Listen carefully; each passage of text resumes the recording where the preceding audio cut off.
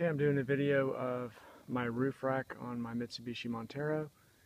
I purchased some 78-inch rails on eBay, cut them down to about 72 inches so they would fit inside the width of my mirrors.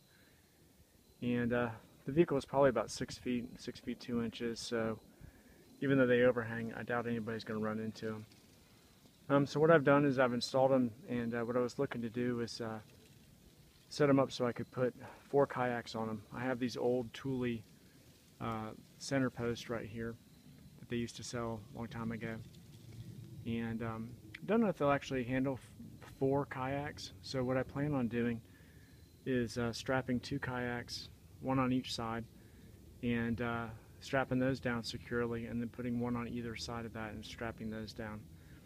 And probably as an added precaution, what I'll do is I'll run the the straps through the inside of the car on the final strap down, just to make sure that the roof rack itself, when I'm driving and to actually get wind resistance on those kayaks, doesn't just peel off the top of my car. So that'll be an extra precaution. These things are generally designed to hold, I think, 120, maybe to 150 pounds, which is about what my kayaks will weigh, all of them, when I'm on there, maybe a little bit more. So what I've done is I've taken rope that I purchased on eBay. I don't remember who I got it from, but I bought 200 feet of it, and I'm probably going to use about 160 of it to do this roof. This piece right here was 14 feet, and these are about 17 to 18 feet. And basically, you lay them down. You lay down a piece like this, okay, with one end coming down, and then you start right here, and you wrap around and wrap around, and you keep going all the way till you get to where the loop is right here. Okay, so for those of you who are wondering how I did this, this is how I did it basically. You take your length of rope that you measure off. You know, I think this is about 17 and a half feet. Now I believe this is 3/8 inch rope, but I don't know for sure. The smaller the rope, the longer the length is going to be, so you have to experiment and do a little practice run to get the measurements right, but once you get them right, you can just duplicate it. Anyhow, what you've got is a piece of rope right here that goes all the way up.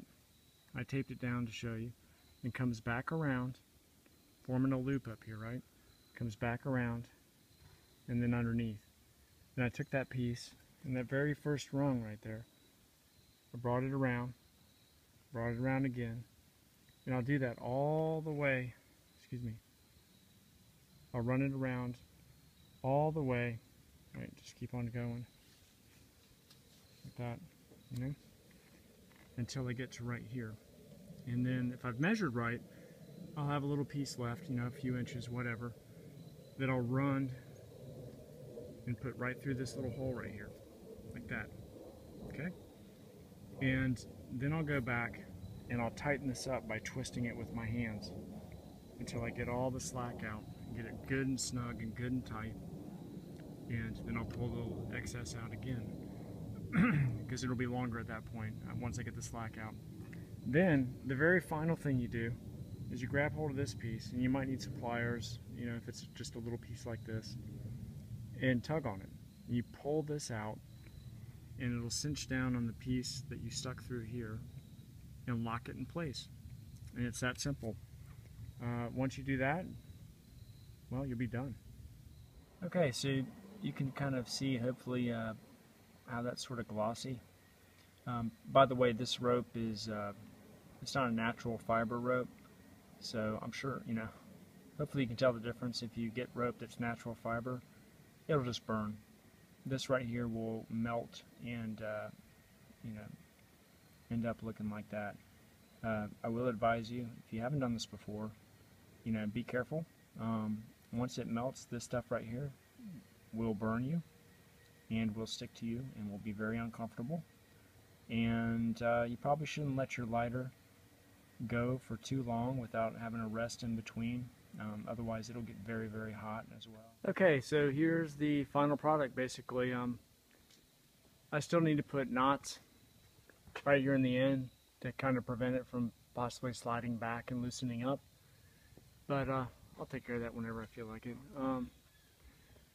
So I'm going kayaking with one of my sons here after school, and you can see that I've got 2 kayaks up there and plenty of room for 2 more. The way I cinched these on was with some straps actually made by Yakima, but whatever, you can get whatever you need, whatever you got. I wouldn't use rope, these things are better.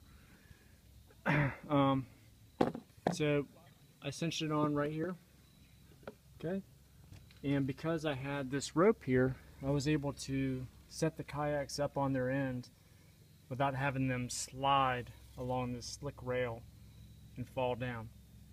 And so I basically lightly cinched up the back, and I went to do the front. One thing I did do is I took the